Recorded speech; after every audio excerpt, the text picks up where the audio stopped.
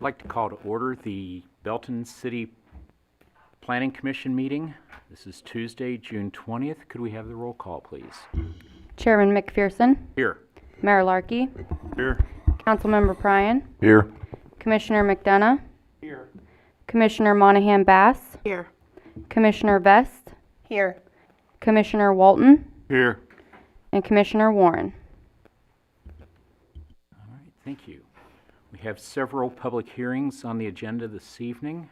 Before we get to that, first order of business would be the approval of our May 2nd minutes from that meeting. Are there any corrections or additions, changes that need to be made? Or could we have a motion to accept them as presented? I make a motion to accept the minutes for May 2nd Planning Commission meeting as presented. Thank you, Commissioner. Second. And Councilman, thank you. All right, any final comments? All those in favor of approval, say aye. Aye. Any opposed? All right, we do have, as I said, 3 public hearings this evening. And the first one we will call to order. And this is for the application of a special use permit for conversion of an existing static billboard to a digital billboard east of I-49 and south of 163rd Street. We'll have our city planner. Thank you. An application was filed by Poorly Outdoor Advertising Company for a special use permit to convert an existing static billboard to an electronic message center sign. The billboard is located in a perpetual easement on a vacant 3.45 acre property at the southwest corner of Cornerstone Drive and Stone Ridge Drive. The property is bound by Cracker Barrel, the Hampton Hotel, and I-49, where the billboard is oriented to serve I-49. The sign was constructed in 1989 and as it sits today is a legal non-conforming sign. And based on that status, to meet today's UDC requirements, the special use permit has some requested exceptions to the UDC. The applicant has requested an exception to the maximum height of 30 feet to 35 feet, an exception to the setback from all property lines and right-of-way from 90 feet to 35 feet, an exception to the requirements to not be located adjacent to or within 1,500 feet of any interchange. The sign is currently located within 750 feet from an intersection. So these would allow for the existing billboard to remain in its current location. Other than the requested exceptions, the sign meets all other UDC requirements. The electronic message center signs are proposed to be on both sides of the billboard to replace the existing static faces. The proposed upgrade would not alter the structure or placement of the existing billboard, and the proposed screens, based on the drawings and specs provided in your packet, meet all electronic message center sign requirements. Based on the special use permit standards for approval, the Poorly Electronic Message Center billboard meets all city standards and requirements in the UDC, outside of the exceptions requested. The proposed changes are in line with the character of the corridor and is consistent with adjacent developed properties, and would be considered an upgrade of what's currently on the property. The requested alternative development standards or modifications, in this case exceptions, will not negatively impact surrounding properties, compromise the general purpose or intent of the UDC, or compromise the health, safety, and welfare of the community. The sign has been present on the property since 1989 and hasn't presented any issues regarding the location or height. In addition, MoDOT has already approved the upgrade of the billboard. With that, staff recommends approval of the special use permit for the sign with the 3 conditions. Thank you. So, do we have anyone here to speak in favor or in opposition for the proposed change? I believe the applicant is here. The applicant here? Okay, great. I thought that they were, but I wanted to make sure. I hadn't had a chance to clear that ahead of time. Stranger in the room. My name's Melissa Porlier. I'm with Porlier Outdoor Advertising Company, and so we are here today. Thank you to the Planning Commission for hearing our permit application for the special use permit. This is our request to, as she explained, to convert the existing static billboard to a digital billboard, which is an accepted use per the UDC. And in addition to that, we would also comply with the regulations that are part of that UGC code. And coincidentally, they also mirror what we have to comply with for the state. So having a minimum 8-second ad or image that displays, having instantaneous transitions between images. If there's any malfunction, that the sign automatically goes black, it goes dark, and then also adhering to the brightness levels. These are also the standards that MoDOT regulates for us as well. So we will comply with those, and we've also given letters from our manufacturer for the digital hardware that will comply with the brightness as well. Great. All right. Do we have any questions for the applicant from the council?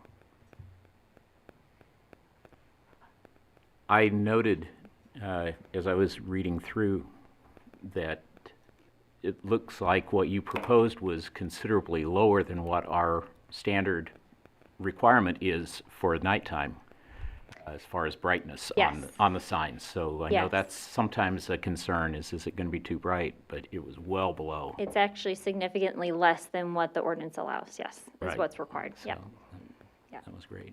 yeah. All right. I'm sure it's on here, but how tall is it? It's 35 feet tall. Okay.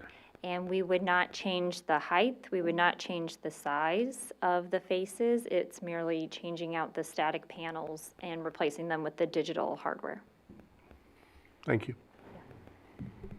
And Mayor, did I see you? My question is probably for you guys and not you. I think everything's good. My question is on these exceptions. Are just the static billboard, do they have the same requirements, 1,500 feet, the 30 feet, and the 90 feet? Yeah, that's for all off-premise signs. All billboards are that way? Okay. And currently, obviously, this one's built in '89, so they don't fall in that, okay. Yep. And was happy also to see that MoDOT has already given their Yes. approval on that Yes. as well. So Correct. that was good to see. Mr. Chair, I'd make a motion to approve the special use permit for no, that ain't what I want. For I-49 on South 163rd Street, All right. 2023-03. Let me close our public meeting, and then we'll take your motion, Mayor. Sorry about that. I was about ready to call for it myself. We'll close the public hearing, and now we do have a motion from the mayor. Is there a second? I'll second the motion. All right, thank you. Motion and second for the approval. Are there any final questions or comments? Seeing none, could we have the roll call, please? Commissioner Vest, Aye. Mayor Larkey, Yes. Commissioner Walton, Yes. Chairman McPherson, Aye. Commissioner McDonough, Commissioner Monahan Bass, Aye. and Councilmember Pryan. Aye. All right. Thank you all very much. Thank you very much for being here. So, all right. We will move to our second hearing, and we will call that to order. And this is for application for a special use permit for a body art services business, Matriarch Body Piercings, at 827, 829 East North Avenue. And turn it to the planner. Thanks. An application was filed by Melanie Gonzalez for a special use permit to expand an existing tattoo and piercing business known as Belton's Ink Spot Tattoos and Piercings, located at 827 East North Avenue, to an adjacent tenant space located at 829 East North Avenue. The expansion would create a standalone piercing business known as Matriarch Body Piercings, separating the uses. The business is located within a strip center on a 3.6 acre property at the southeast corner of East North Avenue and Bernard Drive. The subject property is bound by the new express oil change, Carnegie Village, and other commercial properties. The property was previously used as a massage parlor and subsequently was vacant, but the applicant has since completed extensive renovations to the adjacent property. Based on the special use permit standards for approval, the special use permit for body art services meets all city standards and requirements in the UDC. The proposed business is in line with the character of the corridor and is consistent with adjacent developed properties and would be considered an upgrade of what's currently present on the property. Belton's Ink Spot has been in business since 2001, and staff believes an expansion of that business would not negatively impact surrounding properties, compromise the general purpose or intent of the UDC, or compromise the health, safety, and welfare of the community. Staff recommends approval of the special use permit for body art services with the 2 conditions. All right. Thank you. And do we have representative from the applicant that would like to share anything with us as well? And just give your name for the record, if you would. My name is Melanie Gonzalez, and I just wanted to maybe have you guys extend my thanks and gratitude to everyone at City Hall who worked with me during this process. It was a little bit of a shock when I went for my license and they said that it was needed. So I had to kind of take a few steps back and remember that we had gone through this process before. But they were all just super helpful. I excel at a lot of things, but mapping out sites and things of that nature was not in my wheelhouse. So they were great. Everyone's been wonderful. So I think that's all I have to say. All right, thank you. Do we have anyone else to speak for or against? If not, we will close the public hearing and open the commission. Any questions, comments from anyone on the commission? The one question that I had, are you planning to operate these as separate, even though they are in the same building and adjoining, or will it be you go in one door and you can access both? The way I understood, it's probably going to be separate businesses. Is that correct? It's separate but together. For us, it was a simple thing, just open up the doors, remodel and but being it's 2 separate addresses, and then we decided to give the piercing business kind of its own identity. We've been doing this together for a long Sure. time, but it's grown substantially and just needs its own space, its own voice out there. So it will be together but separate, if Okay. that makes sense. So you would be able to access both sides through a set of double doors. And then if me or my girls aren't working that day, we can close it, lock it up, and the guys don't have to deal with people asking for jewelry that they can't sell because they don't know the prices. So that's pretty much separate Okay. but together, yeah. Kind of the way I had, as I read the proposal, that was the way I kind of Yes, took it. So, definitely. thank you. Any other questions or comments? Or is there a motion? Mr. Chair, I'd make a motion to approve SUP 2023-04 as presented. I Second. Thank you. We have a motion and 2 seconds. Ladies first. Any final questions, comments from anyone on the council? Seeing none, could we have the roll call? Commissioner McDonough? Aye. Commissioner Monahan Bass? Aye. Councilmember Pryan? Aye. Mayor Larkey? Yes. Commissioner Vest? Aye. Commissioner Walton? Aye. And Chairman. Aye.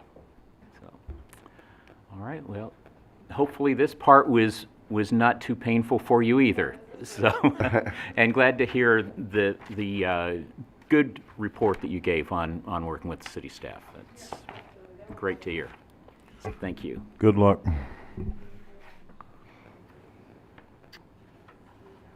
All right, so we will move to our third public hearing that we have for this evening and call that to order. This is for UDC 2023-03, request for proposed Unified Development Code UDC text amendments related to public hearing noticing processes and alternative development standards for plats. Director? All right, thank you, Chair McPherson. Before you this evening are UDC text amendments to chapters 20 and 40 in the UDC that are related to public notices and alternative development standards. The purpose of the amendments to the public noticing process is to streamline the process by having staff take care of mailing letters rather than making that the applicant's responsibility. That was the process prior to April 2018. Since that change was made in 2018, there has been a larger burden in time and cost to the applicant, which we do have concerns could lead to delays and errors in the review process. So rather than take that risk, staff does believe it is best to bring those responsibilities back in-house and to allow staff to mail the letters at the same time that the public notice is noticed to the newspaper, as well as when the public hearing sign is picked up by the applicant. Additionally, staff is requesting to eliminate the requirement that certified letters be sent, as that is not required by state law. Letters would be mailed as regular mail, which will greatly reduce the time and cost to mail those letters. Additionally, a lot of people don't go to the post office to receive those certified letters, and those are generally $7 to $8 a piece, whereas regular mail is 60 cents or however much it is right now. So that greatly would streamline that process. The only public noticing process required by state law is the newspaper notice. So we go above and beyond by providing the public hearing sign as well as the letters. So we feel that we're doing a decent amount of public notice, and we've also made some updates to our website, and we plan on doing some additional social media posts related to public notices to just get the word out about upcoming projects. So to accommodate those public noticing changes, and it's probably a little blurry on the screen, much of the changes will be in section 20-2A, which will be stricken, and a new section 20-7 will be added. The section 20-7 will specifically list the application types that will require public noticing requirements. Currently, those are in an appendix at the back of the UDC. And currently in the actual code, it only refers to text amendments, rezonings, and special use permits. However, there are other applications that do require public notices, so we want to make sure that that's addressed in that section. It also addresses the requirements for the 3 types of public noticing requirements, which I've already mentioned, which would be the newspaper notice, the letters, and the public hearing sign. And that language would be updated in regards to the public noticing sign requirement to be in keeping with other communities. Currently, in the current code, there's a requirement that the property owner must sign an affidavit at Planning Commission certifying that the public hearing sign was up the entire duration of the public noticing period. That is not something that we have ever enforced, and that's also very difficult to verify if the property owner is not there 24/7 to confirm that that sign has been posted. So our effort is just that the property owner makes a good faith effort to make sure that it is maintained. For example, the body art and piercing studio, their sign disappeared during the course of their public hearing, probably when the property was mowed. So they did contact us and we gave them a new sign. So that's part of the good faith effort, is just making sure that they're trying to maintain that. Additionally with that, in section 40-2 of the special use provisions, in the special use permit requirements, there were the same standards. We're striking that and referring back to section 20-7, so everything is kept within one section. And then the last section to be amended is related to the alternative development standards, which we also discussed this evening with the billboard. They had made some modifications to the code rather than going through a variance process. If they're making some minor modifications or requests, this helps to streamline that process. When we brought these alternative development standards forward for approval last September, we only included the development plan process, which would be for preliminary and final development plans, as well as special use permits. However, we also see a need to add the platting processes to that to accommodate minor modifications to the subdivision regulations, which is specifically listed as an applicable chapter to the alternative development standards. We do believe that our subdivision regulations, since they haven't been updated since 2011, there are some very rigid standards in there that do need to be revisited.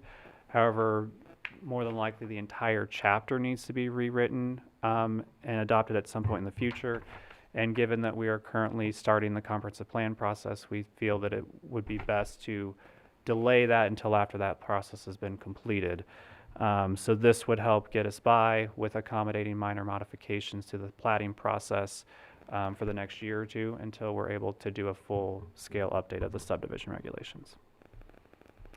And with that, I will answer any questions. All right. And since it is a public hearing on that, I will ask if there's anyone to speak in favor or in opposition. And seeing none, we'll close the public hearing and leave it to the commission. Any questions or comments we have for the director?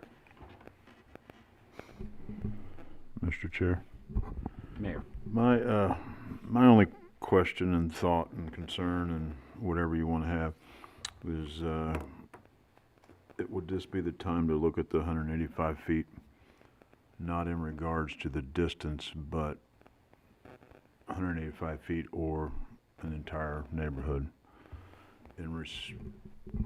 For an example, when we had the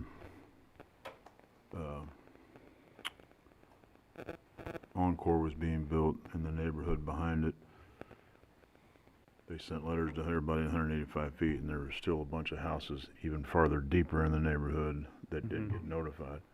And to me, they were more affected than the people within 185 feet.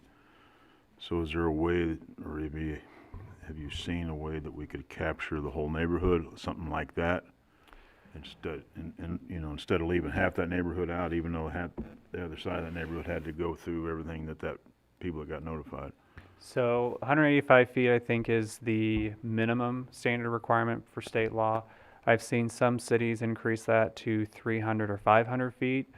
I've also seen some cities where they'll keep it at 185 feet or have a larger notice area, but if there is an active homeowners association within those boundaries, they would also notify the homeowners association. Obviously, that's not very helpful. Since we don't have a lot of active homeowners associations, then that wouldn't necessarily have helped Bradford Place because I don't believe that they have one. But if there's interest in expanding that area outward, we could certainly look at that. I've not seen a code where they specifically say everybody in a specific neighborhood, And that would just be hard because to do, I know. sometimes the boundaries of the neighborhood are not really known. Yeah, I'm just thinking of that specific issue, But the issue we had with If that. there's interest in expanding beyond 185 feet, that's certainly something that we can look into and potentially bring back to the city council a list of kind of what other cities do in terms of their noticing distance. Can we do it that way? Yeah. That'd be easier. Everybody okay with that? Yeah, I believe the sign process is something that's just started within, the last couple of years that we've started doing that.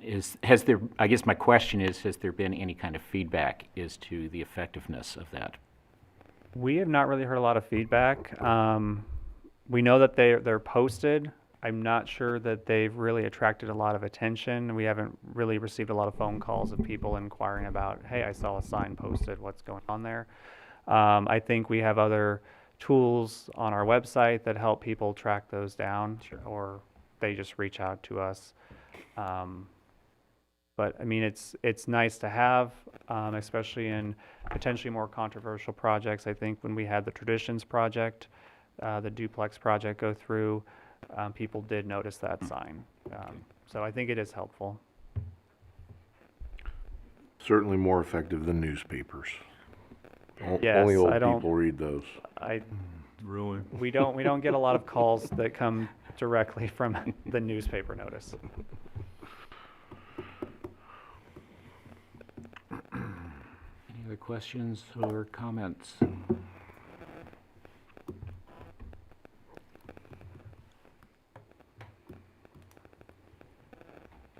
Or is there a motion to approve. Might as well have a clean slate.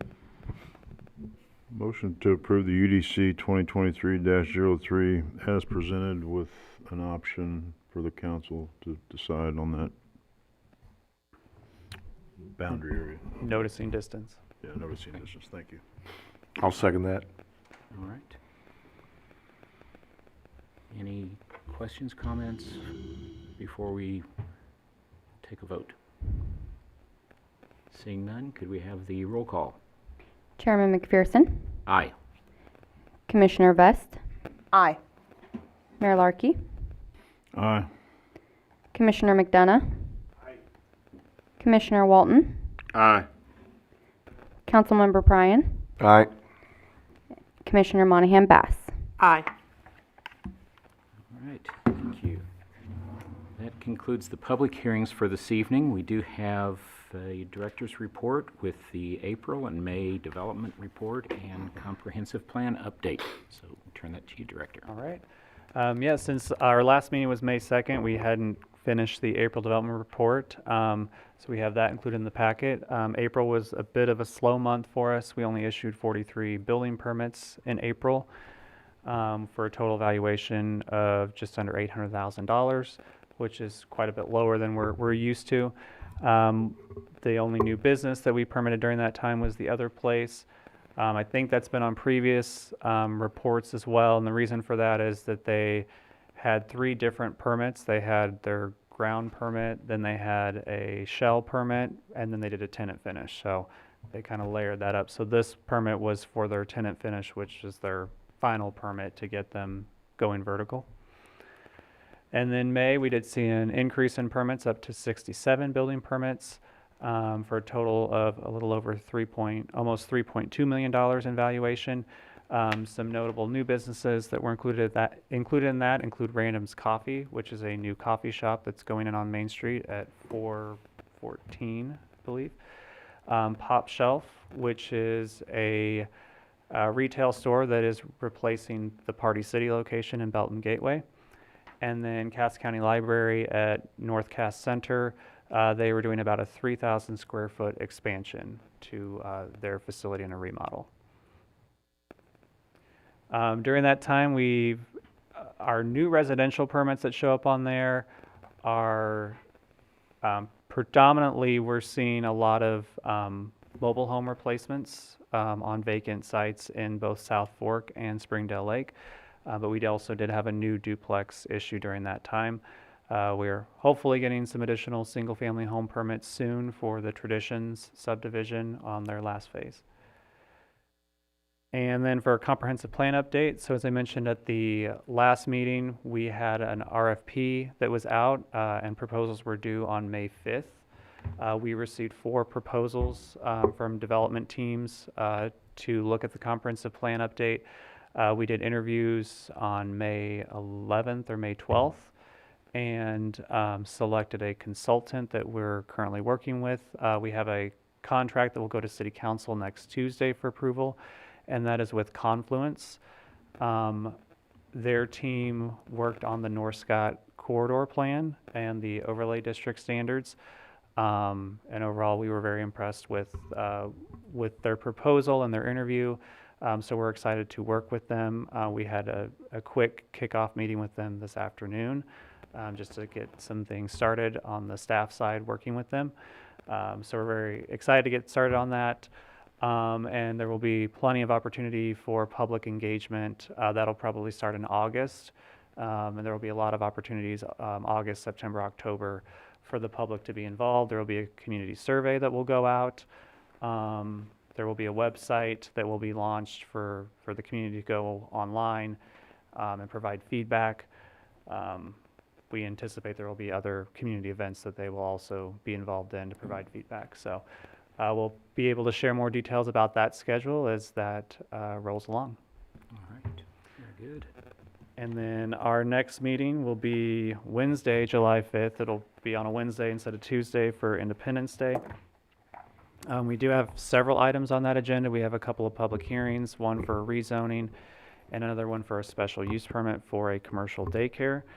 And we also have a couple of final development plans. One of those includes a new tenant that is moving into Applebee's that we think the community will be happy with, so. Sounds good.